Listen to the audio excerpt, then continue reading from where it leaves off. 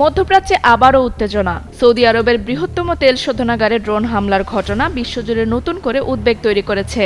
বিশ্লেষকদের তথ্য অনুযায়ী সোমবার সৌদি আরবের পূর্বাঞ্চলে অবস্থিত বিশ্বের সবচেয়ে বড় তেল প্রক্রিয়াজাতকরণ কেন্দ্র আবকাইকে ড্রোন হামলা চালানো হয়।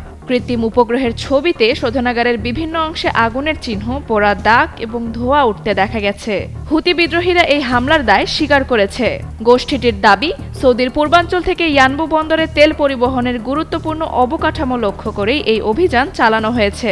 যদিও তারা সরাসরি আবকাইকে নাম উল্লেখ করেনি, তবে তাদের বর্ণনা ওই স্থাপনাটির সঙ্গেই মিলে যায়। এদিকে সৌদি আরব হামলার ঘটনা নিশ্চিত করলেও এর জন্য ইরান সমর্থিত সশস্ত্র গোষ্ঠীগুলোকে দায়ী করেছে। তবে ওয়াল স্ট্রিট জার্নালের বরাতে উপসাগরীয় এক কর্মকর্তা জানিয়েছেন, শোধনাগারের ক্ষয়ক্ষতি তুলনামূলকভাবে সীমিত। এটি বিশ্বের সবচেয়ে বড় অপরিশোধিত তেল প্রক্রিয়াজাতকরণ কেন্দ্র। বিশ্বে প্রতিদিন ব্যবহৃত মোট অপরিশোধিত তেলের প্রায় ৫% এখানেই প্রক্রিয়াজাত করা হয়। এখান থেকে ইস্ট ওয়েস্ট পাইপলাইনের মাধ্যমে তেল পৌঁছে যায় ইয়ানবু বন্দরে। এরপর সুয়েজ খাল ও বাব আল মানদেব প্রণালী হয়ে ইউরোপ এবং এশিয়ার বিভিন্ন দেশে রপ্তানি করা হয়।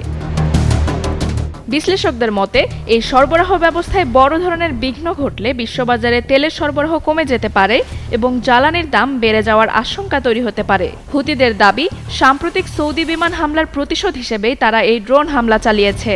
পাশাপাশি তারা সৌদি আরবের বিরুদ্ধে নৌ অবরোধেরও হুমকি দিয়েছে। মধ্যপ্রাচ্যে চলমান ইরান, ইসরায়েল ও যুক্তরাষ্ট্রকে ঘিরে আঞ্চলিক উত্তেজনার মধ্যেই এই হামলার ঘটনা ঘটেছে। ফলে পরিস্থিতি আরও জটিল হয়ে উঠতে পারে বলে আশঙ্কা করছেন আন্তর্জাতিক নিরাপত্তা বিশ্লেষকেরা। সৌদির তেল স্থাপনায় এই হামলা কেবল একটি নিরাপত্তা ইস্যুই নয়, বরং এটি বিশ্ব অর্থনীতি ও জ্বালানি বাজারের জন্য নতুন অনিশ্চয়তার বার্তা হয়ে দেখা দিয়েছে।